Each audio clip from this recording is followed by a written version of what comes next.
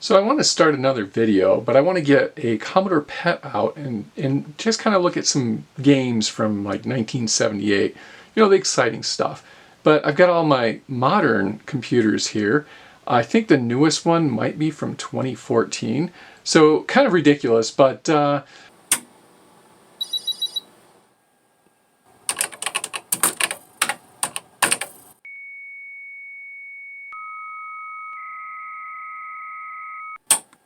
this is my collection. Now, I've been using this Dell over here. It's a Dell 9020. It's got a Core i5 processor, happened to match what I had in the Cooler Master. So I'm going to take a look at this here. I can see I've got, looks like it's a Core i5 4570. So this is an old processor, probably from around 2014 as well. This computer has been working pretty well for me. I've seen tons of videos talking about how great of a gaming system you can make with these Dell computers.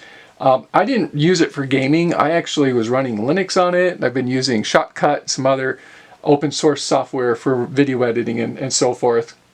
And it works pretty good. It's got something like 20 gigabytes of RAM, and it had I had an SSD in it, half terabyte SSD.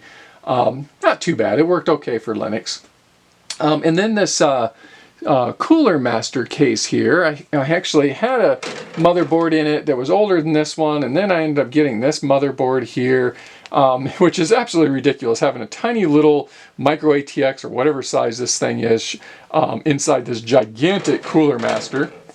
And ran that for a while until I believe the power supply might be bad in this unit, and eventually shorted out something. So there is something wrong with this board. It's either RAM or processor, or motherboard itself could be bad. I'm not sure. But what's kind of interesting is I could take the guts out of this Dell and throw it in the Cooler Master if I wanted to. One thing you'll notice is the Dell only has 2 bays on it, which is a lot more than most modern towers. Most modern towers have no bays. Over here, I've got, looks like 1, 2, 3, 4, 5 different bays and floppy, which is pretty nice. So this motherboard doesn't have the ability to drive a floppy, which kind of stinks. And so that's probably part of the reason why I stopped using this case. When I got this case, I happen to like the style of this. But then I ended up buying the Boxx over here, and I've got a video on that. This is a workstation from about 2007, 2008 time frame. It's a dual-core Xeon.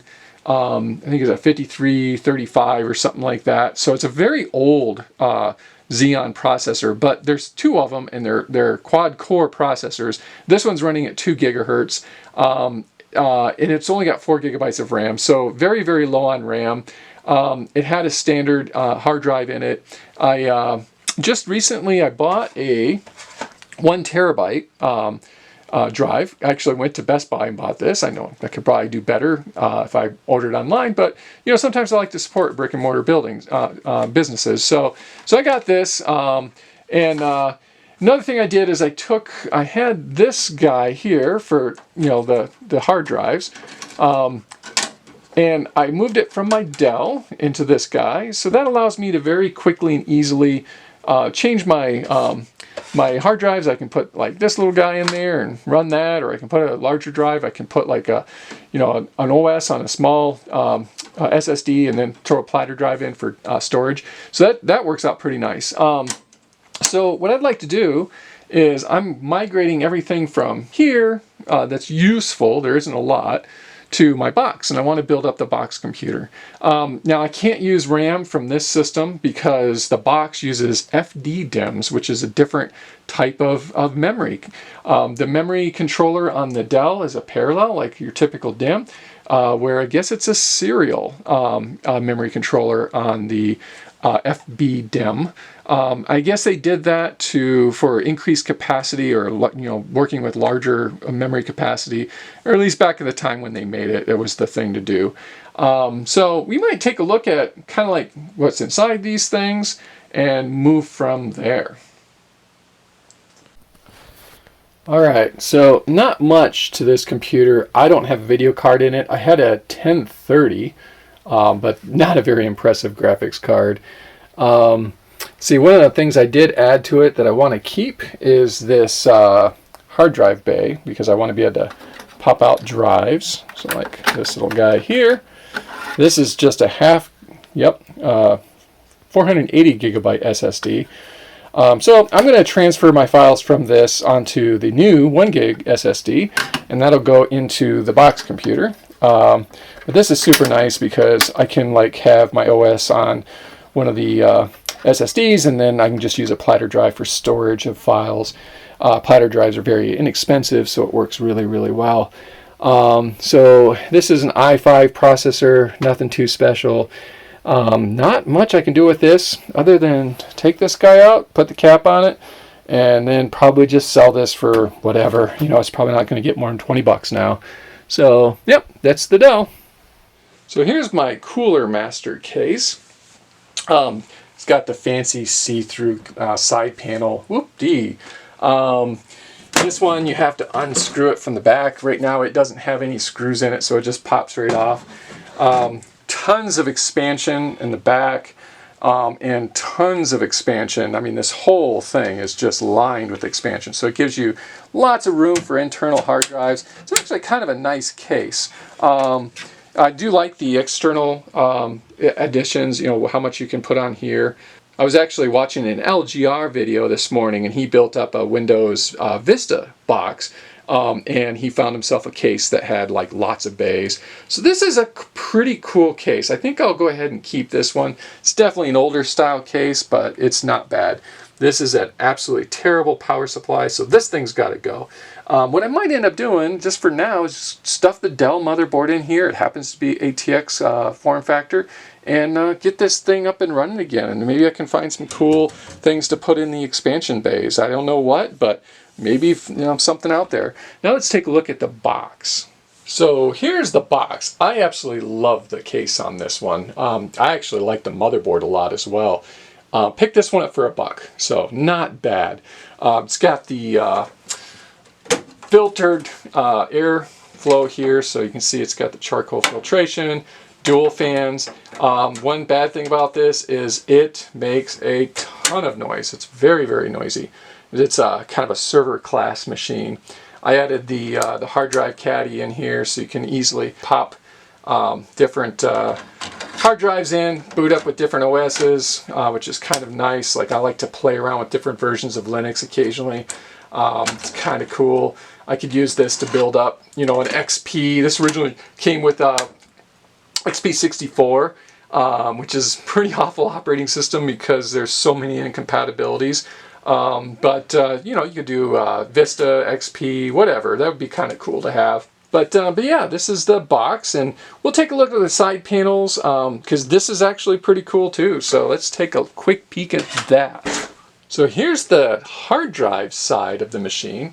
As you can see, it's got all these bays where you can install hard drives. Unfortunately, I'm missing one bay.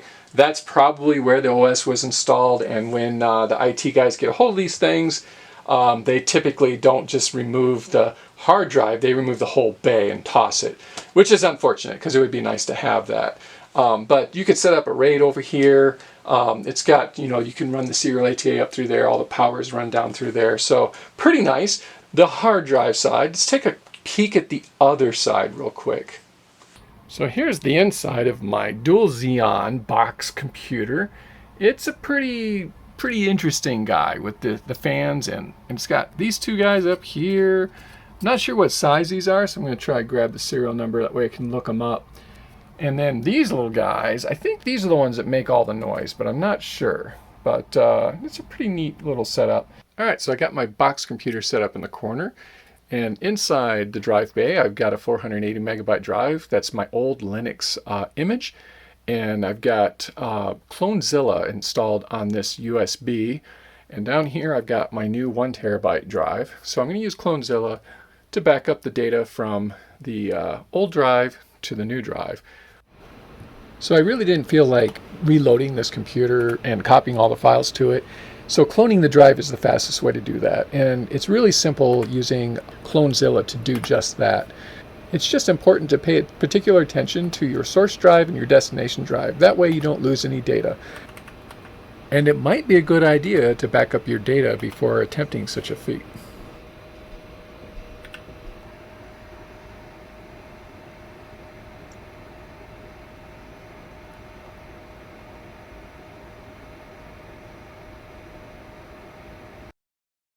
Because I cloned a smaller drive to a larger drive, the partition sizes are smaller. In this case, I'm going to use a program called Gparted, and I'm going to repartition my drive so that I can take full advantage of the 1 gigabyte storage that it offers.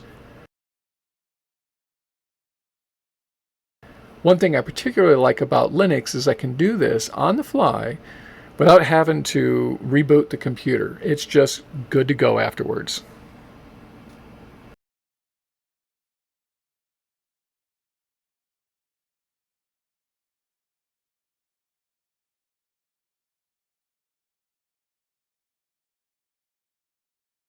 So here's my Boxx computer fully installed and in its new home. It's running well. It does have very loud fans, so I'll have to do something about that. But over here you can see my desktop. It's using all the memory. I'm running a Shotcut, a movie, and some other things, and it's just totally consumed. So definitely have to do something with the RAM. But let me know your thoughts in the comments below. Should I upgrade the RAM in this computer, or should I upgrade the motherboard with the CPUs and RAM and all that stuff? Let me know. I'd really like to get your feedback. I do have plans. I've cleared some space over here. I'd like to bring my pet back out and do some reviews on some games, but it's nice to have a clear space for a change and have the work computer set up so I can do some videos. If you like this content and you haven't already done so, please consider subscribing to my channel. Take care of yourself, and I hope to see you in the next video.